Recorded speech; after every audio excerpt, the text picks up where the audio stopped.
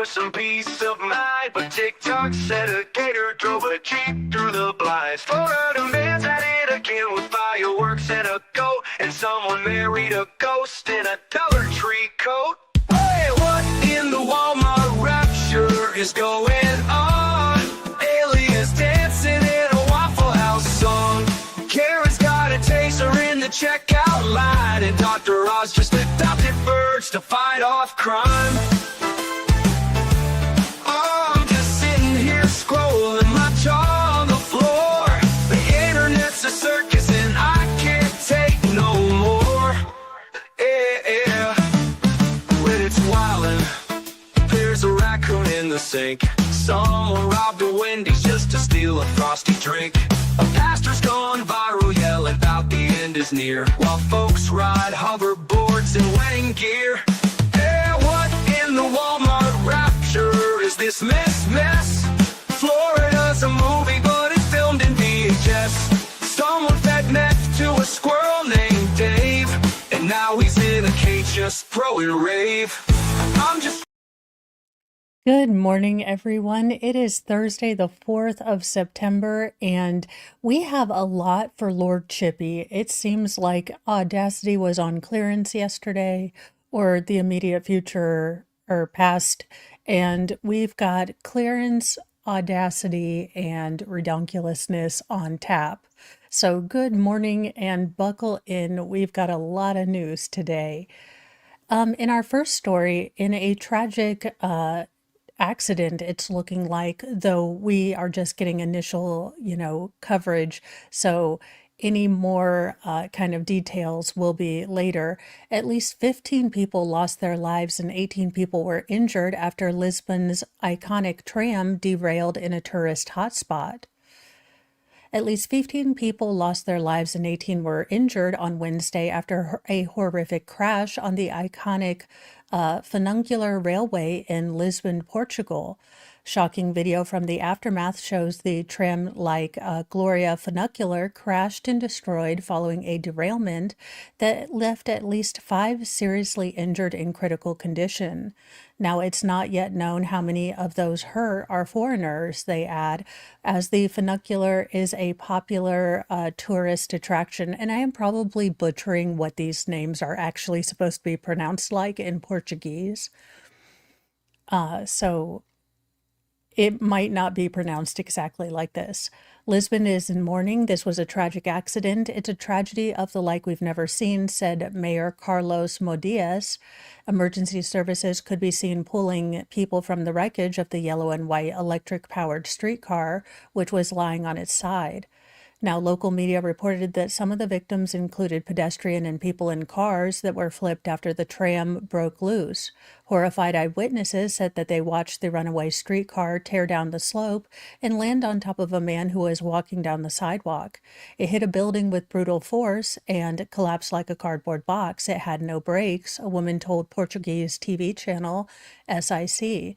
Now, 5 people have been hospitalized in serious condition. The National Institute for Medical Emergencies did confirm in a statement, along with a child, but that injury wasn't critical.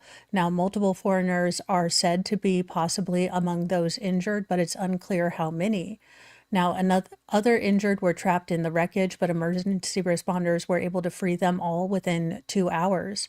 Now, the cause of the crash, which carries more than 40 passengers at a time, up and down a steep 900-foot hillside in the Portuguese capital, remains unknown. An overhead cable came loose en route, causing the car to lose control and smash into a nearby building, Portuguese newspaper Observador reported. However, we won't know all of the things until they do an actual investigation. Emergency services were called to the crash just after 6 p.m. local time or 1 p.m. Eastern time during rush hour in the city. Now, some 62 emergency personnel and 22 vehicles were scrambled to the scene of the crash, according to the Civilian Protection website. None of the dead had been identified. There were no children on the crash, said the head of the health ministry. Portugal's president, Marcelo Rubio de Sousa, offered his condolences to all those affected. The publicly owned Gloria Funicular, which opened in 1885, was electrified 30 years later and is one of the more iconic features of the city of Lisbon. Caris, the company that operates the trams, assured that its scheduled maintenance had been properly completed. So this is just the first, and we will possibly be putting or getting more information and the names of those that have passed. And I do hope that everyone is getting the medical care that they need and the families are getting all the support. I couldn't imagine having something so terrified happened, you know. Now, in news that I didn't think you'd know, but apparently Americans, well, we are just not as classy. We are apparently bad tennis fans. Rowdy, booze-fueled U.S. Open fans are nothing like spectators at other elite tournaments, and players and tennis buffs have had just about enough of our American shenanigans, I guess. To be fair, if you go to an event simply to become a drunk jackass, then why are you going to an event? Personally, I've never seen the big appeal of acting like a drunk moron in public, but if that's your jam, maybe do it where you're not representing America so you don't make all of us look like jackasses. Boost up fans at the American Open are much louder and rowdier during games than audiences at other elite tournaments, irritating players and serious spectators. Raucous folks in the stand have been spotted noisily gabbing and snapping court-blocking selfies and rudely calling, and talking on speakerphones at high-stake matches where players can hear a pin drop. They're obnoxious, they're inconsiderate, they talk through the game, they put their feet up against your seat like it's empty, said Rob Stein, a 65-year-old retired entrepreneur from Queens. Now, Stein said he was distracted by loud fans while watching the Canadian champ Felix Auger Alsamente face off against Australian pro Alex de Minter at Arthur Ashe Stadium on Wednesday. There's no respect for the game anymore. I can never imagine this happening at Wimbledon. Throngs of fans guzzling signature cocktails, such as the Honey Deuce and the new Watermelon Slice, have turned the once respectful off-course scene into a chaotic party. I believe drinking plays a role in their bad behavior, so some don't even come to watch the game. It's just a hangout. The wild U.S. Open crowd agitated Serbian tennis star Novak whatever his name is. During a set on Tuesday night, he complained to an umpire imploring, "What are you going to do?" He was trying to serve during the third set of his quarterfinal match to Taylor Fritz when he was faulted and flipped out, demanding that the chair umpire, Damien Demoise, order fans to quiet down. It's not going to help, the umpire responded. On Wednesday night, spectators also complained about loud talkers gabbing through matches, etiquette that would quickly be shut down at traditional Grand Slams such as Wimbledon or the French Open, where alcohol in the stands is now banned. "It was loud, it was rude," said one fan, Tony, of a noisy group sitting next to him. "Your conversation should be kept at a quiet level during play, but at break you can elevate." The loudmouths who were gossiping about people and their jobs distracted him from the match between, the two tennis stars. His wife Maria and U.S.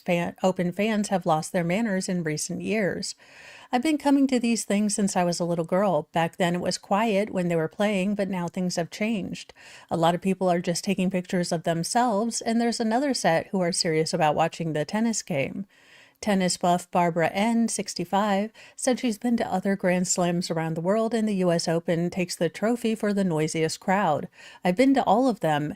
It's a little louder here, but everyone has different things about them. The Australians chant oi, oi, oi, and the French, they do talk. I've been to Wimbledon, and it was just an amazing feeling. New Yorkers are just a little louder, and we've got to tone it down a little bit." I mean, I just don't imagine spending all that money to go watch sports ball and then gab and be loud and obnoxious through the whole thing. I mean, going to the tennis open isn't my jam, but I fully appreciate that it is some people's, and I wouldn't be a jackass and try to ruin other people's times. things that people should have learned in kindergarten. Now, this is an interesting story because of the legal sort of connotations and suing the government for negligence. I do think that this is going to be an interesting case to follow.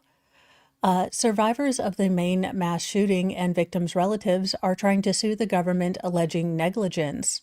Survivors of Maine's deadliest mass shooting and relatives of the victims are suing the federal government, alleging that the U.S. Army could and should have stopped one of its reservists from carrying out what they call one of the most preventable mass tragedies in American history. 18 people lost their lives in October 2023 when Robert Card, made this mass shooting in a bowling alley and barn grill.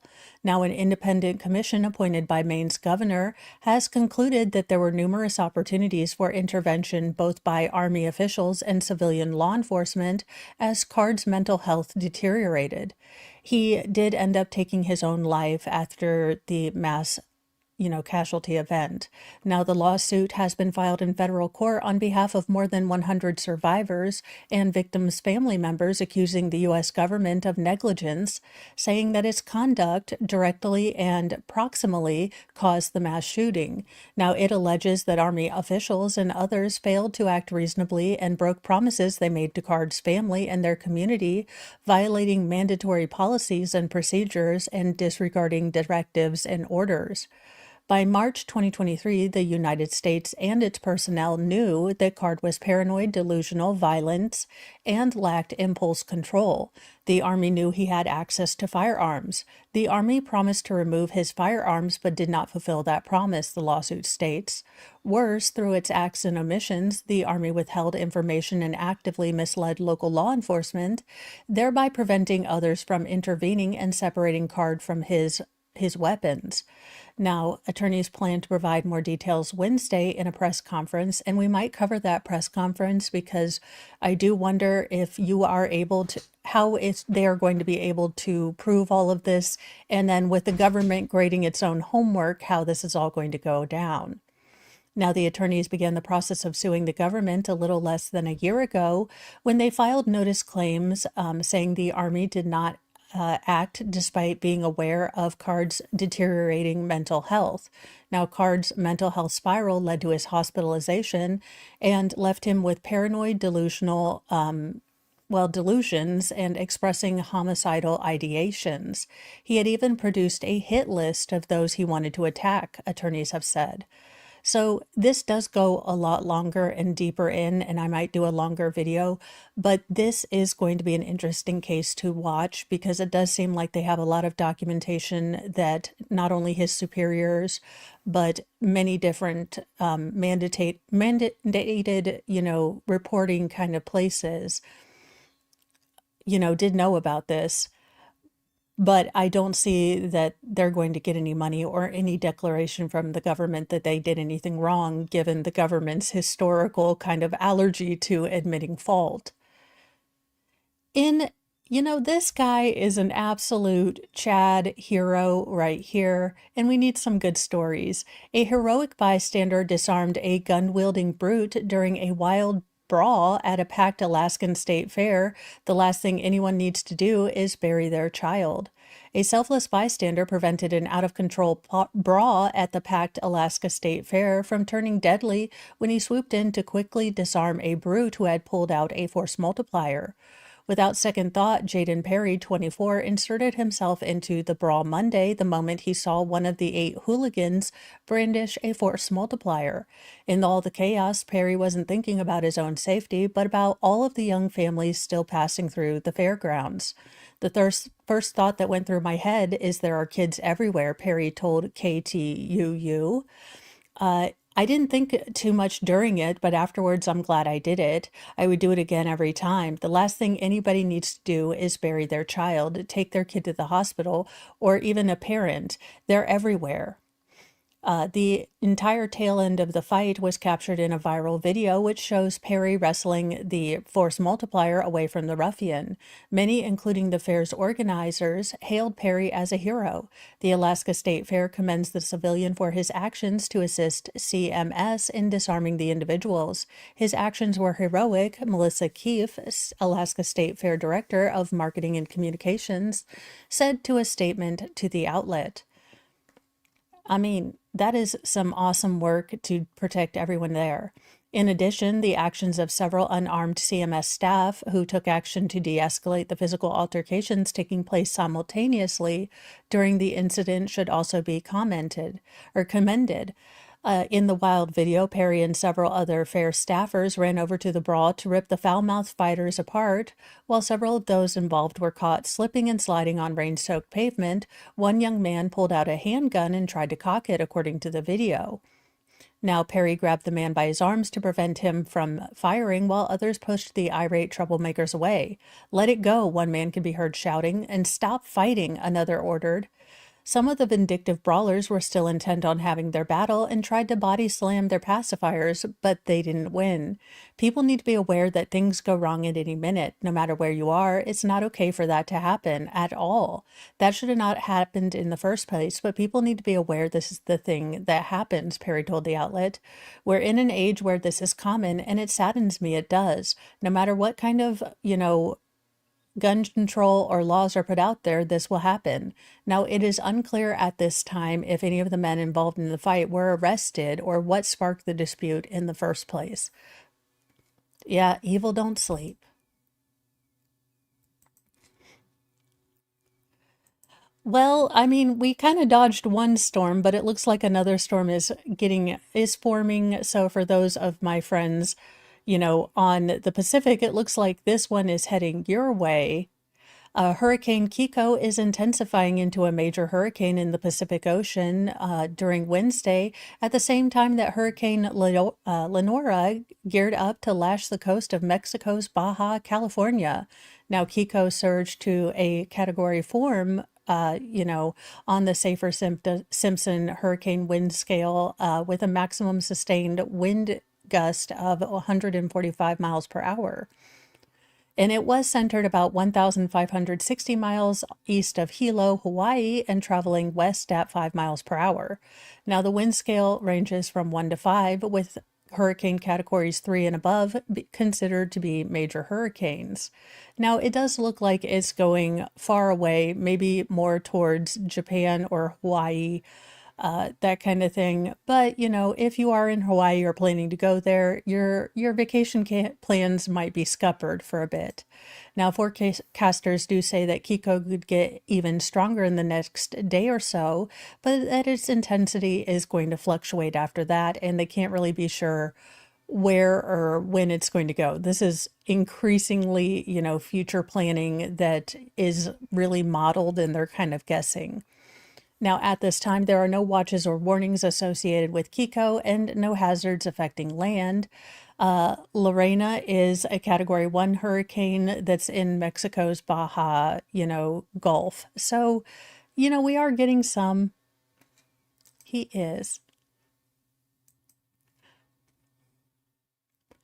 Well, we have a lot in Final Form Jesus, because I don't even know how to segue. The rest of the show is just going to basically be Final Form Jesus and the longest Lord Chippy, because everyone seems to have gone on the clearance, Audacity sale and decided to be garbage humans. So, it is what it is, but we do have Final Form Jesus, because what is going on in this world? It's like the world wants it to be Friday a little too early. The key keep its grove, thou glowing shrine of thirst traps, scams, and dollar signs. We chant in tones both grim and low, for virtue fled a long time ago. Kyrie eleison, Christe descendat, Final Form Jesus return in wrath. With six-pack glistening, sword in hand, he cometh swift to cleanse the land. Well, I mean, I guess, Hulk Hogan is just recently passed. Why are we going after the Gawker stuff again? I don't know. But let's see. Bubba the Love Sponge has responded to Nick Hogan's suit. How much more money do you need? Again, when a headline has Bubba the Love Sponge in it, you know I'm going to click on it. Hours after he was sued by Nick Hogan, Bubba the Love Sponge went off on Hulk Hogan's son, straight up calling the wrestling legend's spawn a dumbass. The popular radio show did not hold back when he addressed Nick's lawsuit for the first time on Wednesday, devoting a significant portion of his Bubba the Love Sponge show to grilling Nick. Now, Bubba, whose real name is Todd Allen Clem, said he doesn't understand why he's even a defendant in the federal lawsuit, claiming he doesn't have ownership of the upcoming Hulk documentary that Nick is going after. I don't own any of it, Bubba said. They're suing the wrong people. All that aside, Bubba said the documentary, Video Killed the Radio Star, The Untold Story of Hulk Hogan's sex tape scandal, actually paints Nick's dad pretty well. You dumbass, Bubba said in a message to Nick. Did you watch it? Did you realize that your father's not portrayed in a bad light at all? Nick, acting as a representative for Hogan's estate, sued Bubba on Tuesday in Florida, alleging that his soon-to-be-released documentary about Hulk and his infamous tape infringes on his dad's copyrights and trademarks. Nick also stated if Bubba released the works, it would violate a settlement agreement Bubba and Hulk entered into over the video back in 2012. Now, Nick is suing to stop the release of the documentary and for other unspecified damages. Bubba, though, made it clear he's moving full speed ahead with the documentary's release, saying the lawsuit is just a bunch of garbage. So there you go. I guess we'll be either seeing or not seeing a, Gawker documentary fairly soon at Netflix. Well, the future is scary, y'all. Where is that asteroid of eternal quiet? We have a look at what influencers will look like in 2050. It's scary. Hunched and hideous digital model reveals what influencers could look like in 2050. No amount of filters is going to fix this. Influencers might seem glamorous on social media, but their smoldering looks apparently won't last, according to experts at the gambling site casino.org, who have devised a grotesque model of what those content creators will look like in the year 2050, complete with patchy skin, a hunchback, and chronic neck pain. While the career can be glamorous, it can also bring significant changes to our lifestyle, wrote the gambling experts. They reportedly wanted to see how the trendy profession, which boasts 30 to 50 million adherents around the world and growing 10 to 20% each year, can impact your appearances over time. They deduced that algorithm chasing beauty standards, pressures, and nonstop content creation can take a visible toll on both the body and mind. Now, to illustrate this point, they devised Ava, a digitized representation of the complications of content creating, like Oscar Wilde's 1890s Gothic tale, The Picture of Dorian Gray, for the social media age. From endless brand trips to Las Vegas to the daily grind of filters and photo shoots, her lifestyle has certainly left its mark. Backed by medical research, Ava's appearance is the sum of influencer habits. Well, let's see. The influencer's sedentary screen-saturated lifestyle will literally backfire on them. Her prolonged social media and smartphone use, along with hours of posing under ring lights, will leave her with rounded shoulders, a permanent forward head tilt, and chronic neck pain, known as tech neck. I mean, I kind of feel like I look like this of a morning when I just wake up, so there you go. I mean, it is kind of horrifying. Much like the persistent sci-fi thriller The Substance, the social media star's pursuit of aesthetic perfection may paradoxically destine them for ugliness later on. Skin irritation, inflammation, and patchiness from layers of makeup, frequent hair care and skincare product switches, and constant wearing of makeup. I mean, I get it, but people can take care of themselves and still do a forward-facing job. That being said, posture is important, people. Posture is important. So do that. Also, stop getting your lips overfilled. It shouldn't look like a Donkeys behind. One second, I had my windows open, but someone has decided to do lawn work at 8 a.m. So give me 1 second.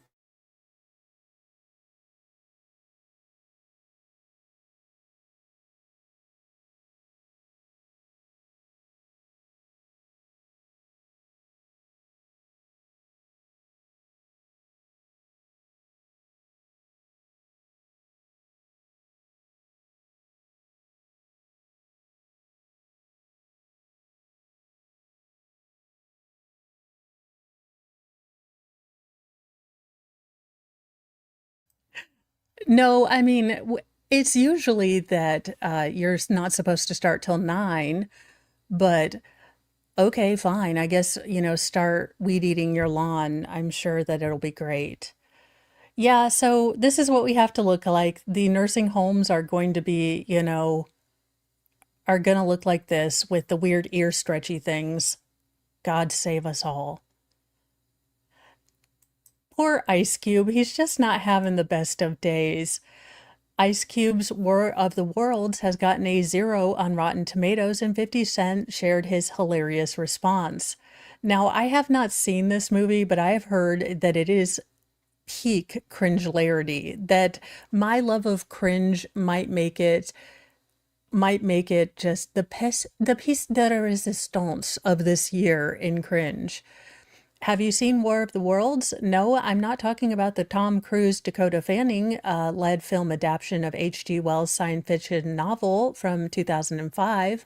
I'm talking about the Ice Cube led adaptation that arrived in 2025 last week and can be streamed with an Amazon Prime Video subscription. Don't worry if you don't have it, as critical reception is so bad, it's become one of those movies that have a 0% score on Rotten Tomatoes. Now, fellow rapper 50 Cent shared a hilarious response when he learned about this. Uh, None of the 20 reviews listed for War of the Worlds on Rotten Tomatoes gave it a positive score, and a fan-generated popcorn meter only comes out as slightly better at 18%. 50 Cent posted the following Instagram upon seeing the headline. So let's see if we can get this to go again, or if we're going to see the headline. No, because my tech skills are awesome. Anyways, anything that gets 50 cents clowning on or 50 Cent clowning on someone. Now these people need to go directly to Snake Island. I lied. We are sending these people directly to Snake Island. I have never been so pissed off at a group of healthcare workers in my entire life, but what they did was disgusting and gross. And when I get to the story, I think you'll agree. It's a curse, we got a rule for the wicked, the cruel, and the worst. If you lie, if you cheat, if your soul's made of bile, you're bound for the fangs and the venom in style. Oh, one-way ticket to Snake Island. Oh, better conscience, less cowards and gaslighters. Go. No anchor, no lifeboat, no tearful goodbyes. Just hissing and coming in cold-blooded skies. Best as your friend. Now, I'm gonna need y'all to buckle up because Mo has a rant a coming. California urgent care health staff fired over posting dehumanizing TikTok mocking patients in exam rooms. It gets worse because it wouldn't be as bad if they were just mocking, regular, like you're there for the flu and they just make fun of you because you look pathetic. No, it gets even worse. A group of brazen and disgusting human dumpster water people that call themselves healthcare workers were fired for posting a dehumanizing TikTok video that mocked their patient in urgent care exam rooms. Now, in the since deleted video, it shows several former employees at Samsung Clinic in Santa Barbara posing with bodily fluid left by patients who are seated on the paper covering or the paper on exam tables. Captioned, "Guess the substance." KTLA reported Wednesday. "Are patients allowed to leave you guys gifts?" The workers wrote on TikTok over an image of the medical staff all smiling. Yeah, these pathetic jackasses. Now, the second image shows a female worker giving a thumbs up with a beaming smile while she hovered over a small stain left behind on a patient exam table with a text that said, "Yes, all shapes and sizes. Another one reads, with a disturbing image of another different worker bending over a large stain on a different exam table, sticking out her tongue. The final image shows multiple employees clustered around an exam table with a stain and a caption, "Make sure you leave your healthcare workers sweet gifts like these." Now, Stutter Health, one of the largest nonprofit healthcare networks in Northern California, which has partnered with Samsung Clinic, stated it was deeply concerned about the employees' actions. We're deeply concerned about the disrespectful social media made on personal accounts by a former employee, and we're conducting a full review into their policies. Now, having been in many of these exam rooms over my life, all of this equipment shows me that this is probably an OBGYN or a female clinic. And to have that sort of posted and comment on is disrespectful. You go because you're not feeling well. You're in an incredible vulnerable place. And then to have these people who are supposed to be taking care of you post this to humiliate you, to act like this is part of your job. It's like when moms get upset because there's gross stuff. It's part of our job. It's the job description. This is part of why we usually have such high respect for nurses, because a lot of nurses go in and take care of us during our most vulnerable times. And don't make a comment, don't make us feel bad about the things that we can't control about our bodies when we're giving birth or having, an exam or sick, because we understand that these nurses are doing things that aren't pleasant and we appreciate it. But this is just disgusting, and I hope none of them ever work in healthcare again. I mean, look at this. You go in there, you're incredibly, incredibly vulnerable, and your nurses are doing this when you leave. Now, the healthcare network stated that the individual who posted this particular video and all those that appeared in the viral TikTok have been fired as of Wednesday. Samsung Clinic released a statement on Instagram on Wednesday sharing that it also has concerns raised over the video. Patient trust and dignity is also always our top priority, and this behavior violates those standards and is unacceptable. Now, the video was originally posted to a user. I'm not going to give out her name because I don't think internet mob justice is a thing, but it's absolutely gross.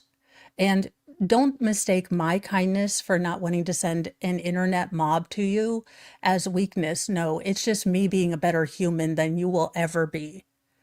Now, despite the video being deleted from TikTok, the user putting their account on private, screen recordings from the disturbing workers were shared to multiple other social media platforms, quickly causing outrage among the users. The brunt of the outrage came from a Reddit page, Reddit's Santa Barbara, after a user shared the video to sub-hours after it was posted on TikTok. Now, since the post on Monday, Reddit has garnered over 1,000 comments on that particular post. Now, one commenter claiming to be a nurse who said the video left her speechless bashed the workers for being unprofessional and unethical. Another user stated they were going to personally report the video to Stutter executives and that healthcare employees should rue the day they posted this dehumanizing garbage. This is just absolutely grotesque. Again, may you never be treated with the disrespect that you put upon your clients and your patients, because this is gross. Piss me off so bad, because again, y'all know I've had 6 kids. So the amount of times that, I have had to be, on the table in the exam in stirrups, feeling incredibly vulnerable, and how violated I would feel if this was what came out after. I mean, this is just absolutely garbage water human behavior, and they will never get medical positions ever again. So I hope it was worth it. I hope your funny little TikTok was worth it, because you're never going to work in the medical field again. Now, I say no to this. I say no to kissing bugs or any new bugs moving into America. We have enough bugs. We have, pythons. We don't need any more, bugs that can hurt us. We're not Australia. The deadly kissing bug parasite is now in 32 states, and you might not even know that you have it. Well, that's healthy. Experts are warning about a deadly parasitic infection caused by so-called kissing bugs that have now been found in 32 states across the country. At least 8 Americans have caught Chagas disease through local transmission, leading scientists to urge the CDC and WHO to officially declare the life-threatening illness an epidemic in the U.S. This is a disease that's been neglected and impacting Latin Americans for decades. Norman Beatty, a Chagas expert and epidemiologist who co-authored the paper, told the Los Angeles Times, but is also here in the United States. Now, these are small black and brown insects called tritonomites that feed on the blood of people, pets, and wild animals. So they're kind of like mosquitoes, I'm guessing. Now, the pests earn their names because they tend to bite people on the face, especially around the mouth and eyes. Now, they're common in 22 countries, including Mexico and part of Central and South America, where they're considered endemic, meaning always present. Now, in the U.S., 11 different species have been found nationwide, with Texas, New Mexico, and Arizona reporting the highest numbers and sightings and species diversity. Now, the deadly infection is caused by a parasite that I'm not even going to attempt to pronounce, which lives in the guts of about 55% of the bugs in America. Now, the pests usually infect people via the poo that they leave behind near the bite wound, but can also spread it via organ donations, blood transfusions, or mothers who had it and passed it on to their babies. Now, again, 8 cases in America does not a pandemic or epidemic make, but it is something to be aware of if you live in more southerly states. Now, the U.S. American Heart Association estimates that about 300,000 people have Chagas disease, and most of these cases have been in the South, where these, bugs are endemic. Now, Chagas unfolds in 2 stages. The first, called the acute phase, hits the weeks or months after the infection, where most people show no visible signs. Now, if symptoms do appear, they could include fever, body aches, headache, rash, loss of appetite, diarrhea, and possible eyelid swelling. But a lot of this is a lot of these symptoms could also be the cold. Now, the real danger comes later in the chronic phase, which can last years or a lifetime. Again, most remain symptom-free, but some do develop serious health problems. 1 to 3 decades after the infection, up to a third suffer heart issues, and 1 in 10 face digestive problems like enlarged esophagus or colon. Now, over time, the damage leads to the nervous system and muscles in the heart and gut, causing life-threatening complications. Now, it is treatable, but timing is important.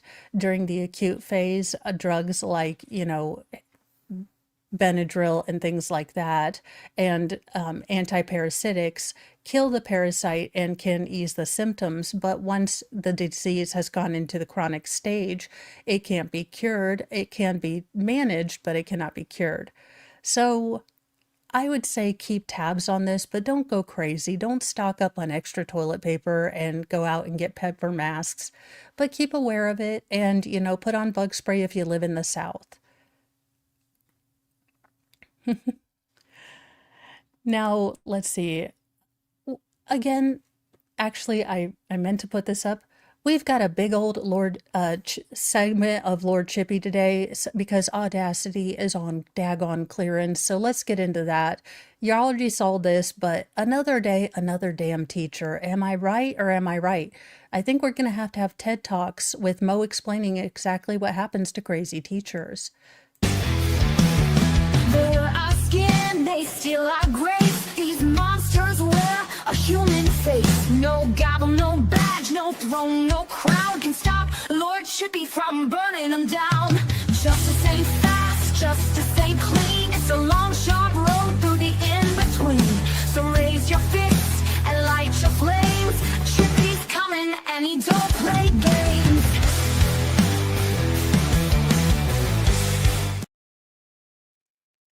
Well, we've got I, a disgraced New Jersey teacher pleading guilty to SAing two teen students. Again, I don't care. Throw her in jail. Send her to Hunger Games Island. I am so done with these teachers. And it's actually a shock when it's a male teacher. Have you noticed that? It seems like all male predators have gone away and they've been replaced by female gross monsters. A disgraced New Jersey teacher confessed to SAing two of her teen students and carrying out the depraved relationships over the course of years, starting in 2017. Julie Rizzello, 37, a former Wall Township High School English teacher, pled guilty last week to 2 counts of second-degree assault, according to Monmouth County prosecutors. Now, the prosecutors will say they will seek a 10-year prison term and mandatory registration on the offenders list. Yes, finally, we're giving actual punishments to these gross monsters. After investigators found her sickening acts with the students took place in 3 Garden State townships. The actions of this former teacher represent a betrayal of trust not only to the victims but to the entire school community, Wall Township Police Chief Sean O'Halloran told the Co-Star. I commend the courage of those that came forward and the dedication of our officers and partner agencies to bring this case to justice. Protecting our youth is our highest priority. I mean, she looks better in shackles. The shamed educator was arrested last summer after authorities said she and an 18-year-old student had multiple encounters between April and June in 2024, including in the victim's car. Now, authorities said she sent the teen nude photos and the two traded numerous sexts, as well as meeting up in Brick, Belmar, and Wall Townships. After her shocking July 3rd, 2024 bust, she was then accused of having relations with another student multiple times between 2017 and 2018. Now, the ex-teacher resigned days before she was cuffed and used to teach 9th grade English and SAT prep at Wall High. The Brick residence was hired by the Wall Township Public Schools in 2013 and earned a salary of $62,000 a year, state pension records show. Now, in addition to prison, she also faces a lifetime parole supervision and may be barred from holding public office.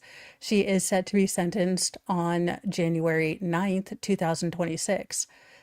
Well, bon voyage, bitch burrito. Don't drop the soap.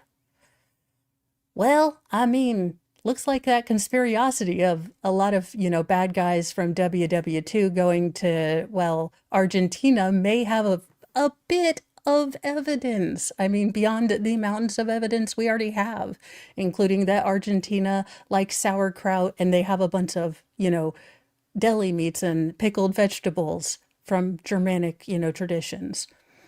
A daughter of a war criminal or former, bad guy from WW2, believed to have stolen a painting from a Jewish art dealer, is on house arrest.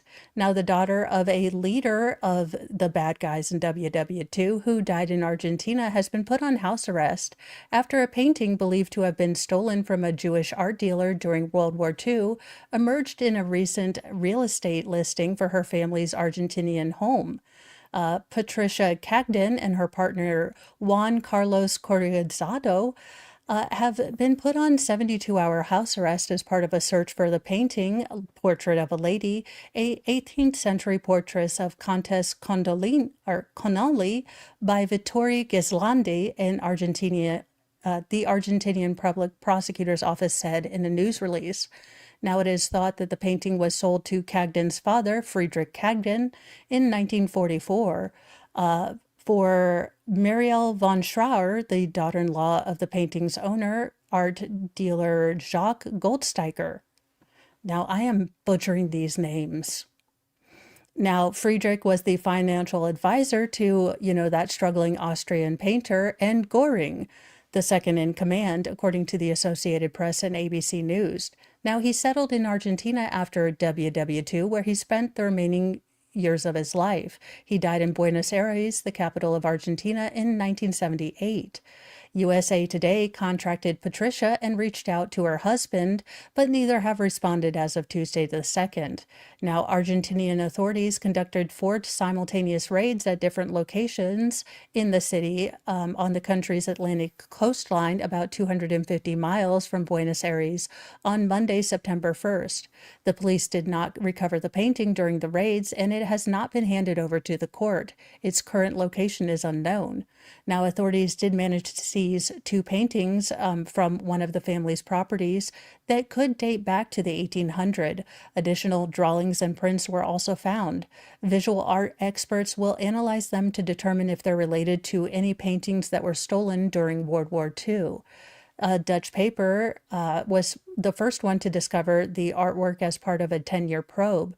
According to the outlet, the painting was hanging in Patricia's living room in a real estate listing. Now, it is the first known color photograph of the artwork, which was featured in a database of lost art. Staff from, Algem Dalbad, the Dutch newspaper, later contacted the real estate agency inquiring about the painting. On Tuesday, August 26th, authorities searched the property, but the painting was no longer hanging in the living room. Instead, a horse tapestry was hanging in its place. Now, authorities have captured photos of marks on the wall and the hook located above the tapestry that could have been used to hang that particular painting.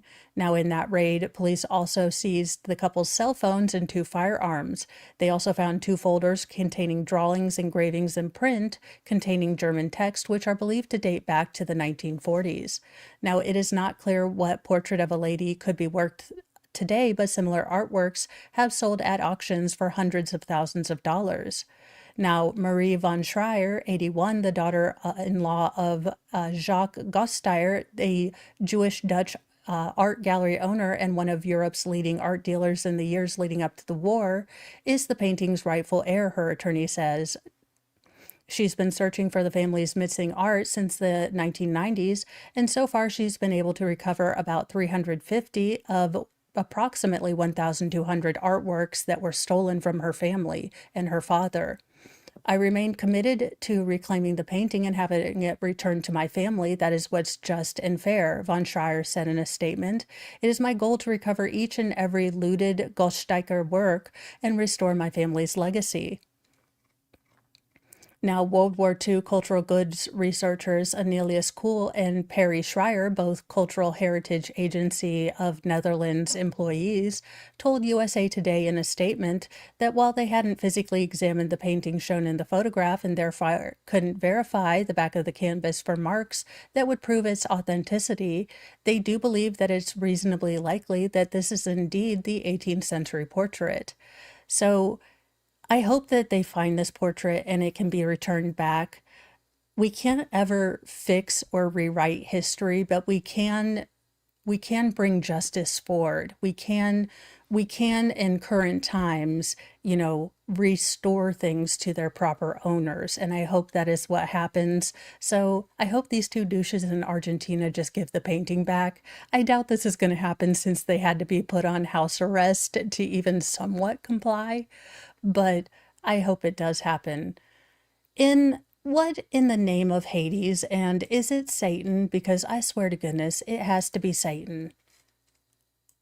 What kind of father does this? I was still reeling. A man goes on YouTube. No, that was the wrong one. These things have been all out of place. This is a different story. Same genre though, Lord Chippy for everyone. I was still reeling. A man went on YouTube and happily blamed a fiance cheating on me for why he allegedly unalived a 75-year-old with his car at speeds of 130 miles per hour. Yeah, everything is someone else's fault. Try that in prison, sir. I don't think it's gonna fly.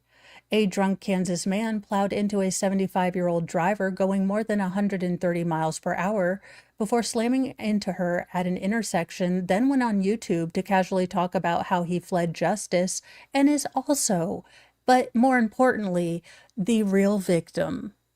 I just found out that my fiance was cheating on me over Christmas, claimed Isaiah Sandowski in a June 2024 interview with YouTuber Jesse Corson, who goes by the handle, I'm not going to put people's stuff out there. The events that led up to the December 27th, 2021 crash that took Barbara Patterson's life. I was still reeling from finding out I'd been cheated on, Sandusky said.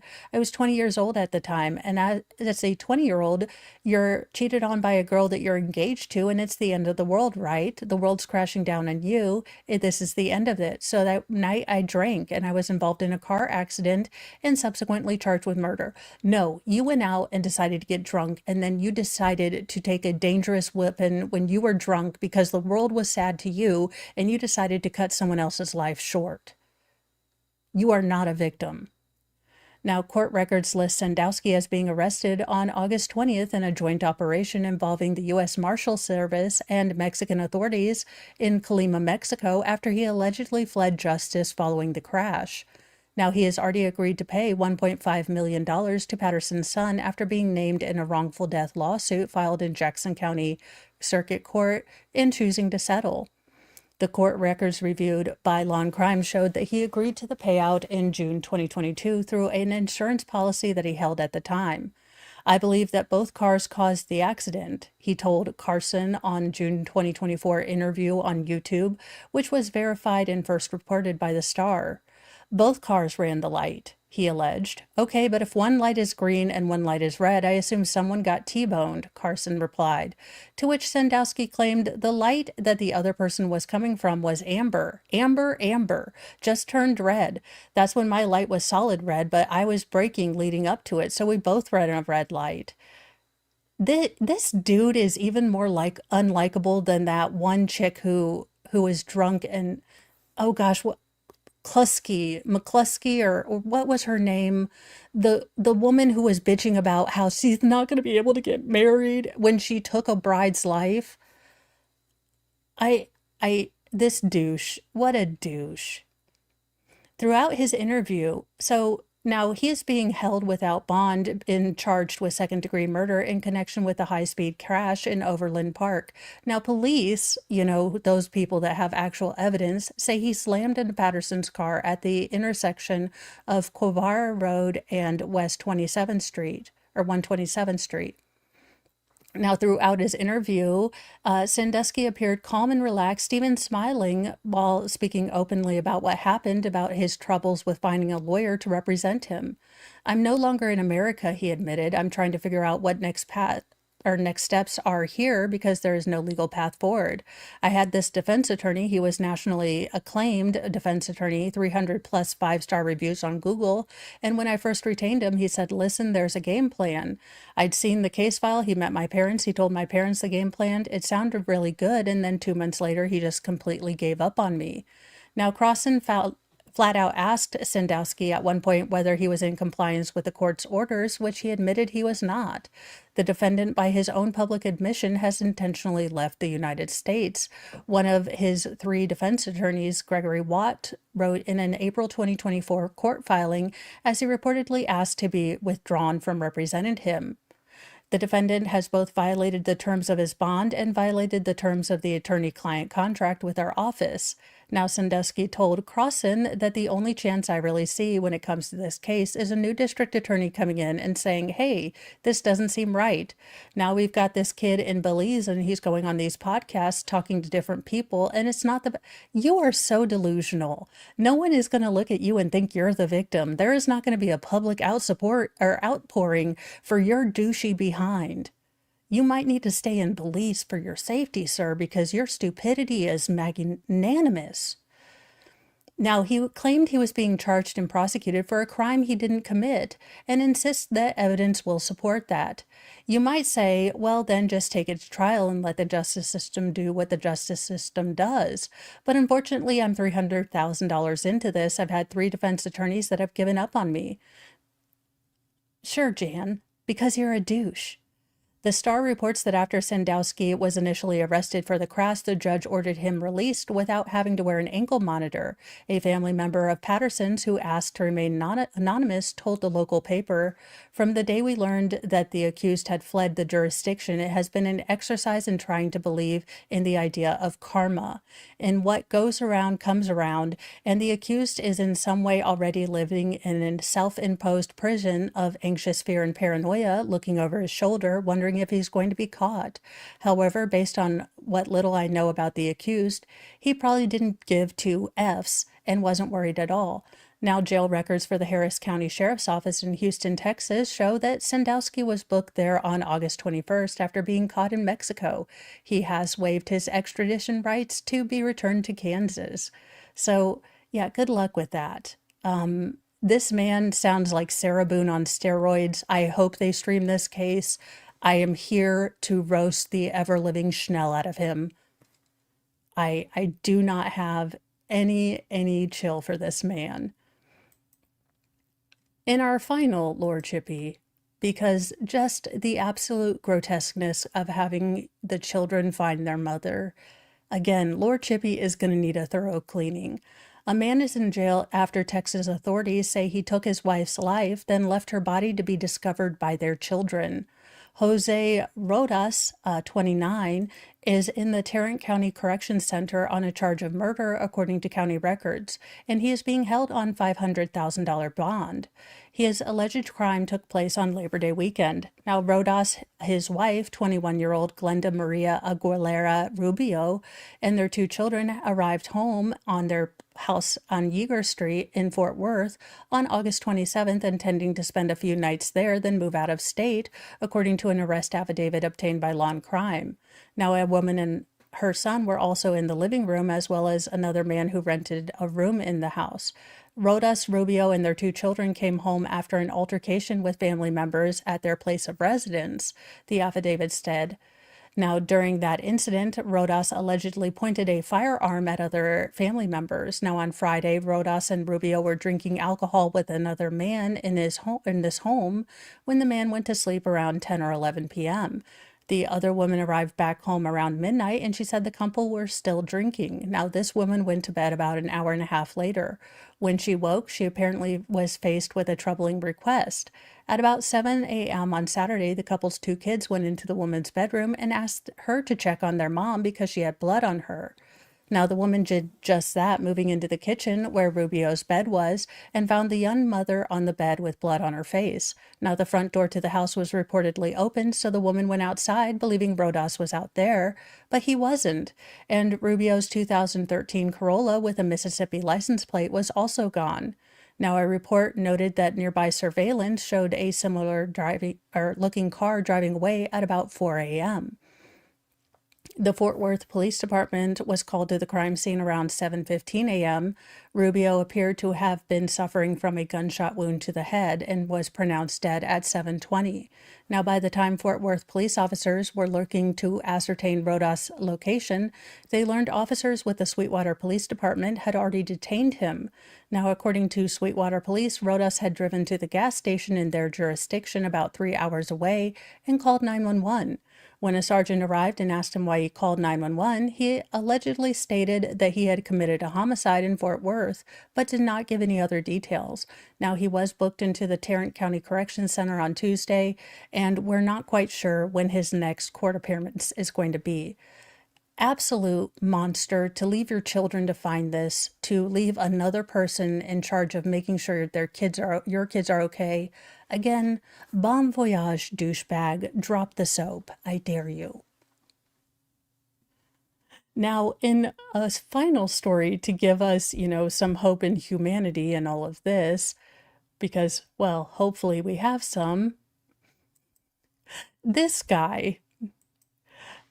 Now, I am saving this for Friday night because I believe this man is a bit like Alex Stein from, Prime Time with Alex Stein. So I imagine that his actual recording is going to be great. Now, he does attempt to do the worm or breakdancing for some reason. A frequent New Jersey town hall menace breakdances in silence and complains about taxes before moonwalking away, as you do. Life goal locked. He wanted to break down the issues. A man in New Jersey running for a committee in his township crashed the town hall meeting in a bizarre stunt, slipping into a sloppy breakdance routine before delivering a tirade about increasing taxes, a stunt that he regularly performs at public hearings. Will Thilly, a resident of the township of Cranford, sashayed up to the podium during town hall on Tuesday and stopped a few feet away trying to breakdance. Now the confounded witnesses clapped their hands over their mouths as they tried not to laugh, while others were looking away in sheer embarrassment. Now he carried on for almost a full minute, bopping along to nothing but the tune of his own shoes squeaking against the floor, when he finally finished his painstaking trek to the podium, before letting out an exasperated sigh and jogging back to grab his paper and water. Once he doubled back to the podium, he started speaking and walked the unwilling audience through his recent vacation in Monterrey, Mexico. There's no pizza there, but it's a beautiful town with a lot of history. Is anyone here afraid of flying? Thilly asked. There you go. His flubbed crowd work attempts were consistently met with silence. He asked the mum crowd if anyone wanted to watch him do a backspin and performed one, despite no one responding. After spinning repeatedly on his bottom with his legs in the air like an overturned turtle, he tried for an applause, a round of applause, but no one clapped. He finally turned the podium on his feet and stared at the town officials in front of him, and then asked, "Why do taxes cost so much?"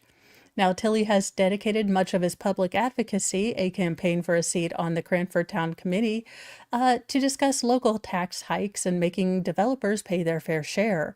Now, the town approved a referendum on January that allotted $55 million in funds to local schools, which Thilly believes is necessary because developers are contributing nothing to the educational system.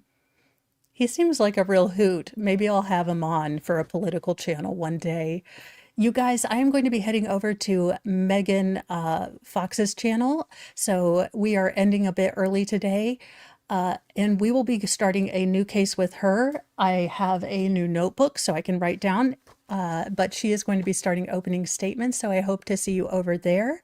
I hope you have a lovely day, and thank you for sharing your morning with me. Remember, be kind to yourself, to others, but have a sassy mouth and carry a can of bitch fire, because kindness does not equal doormat.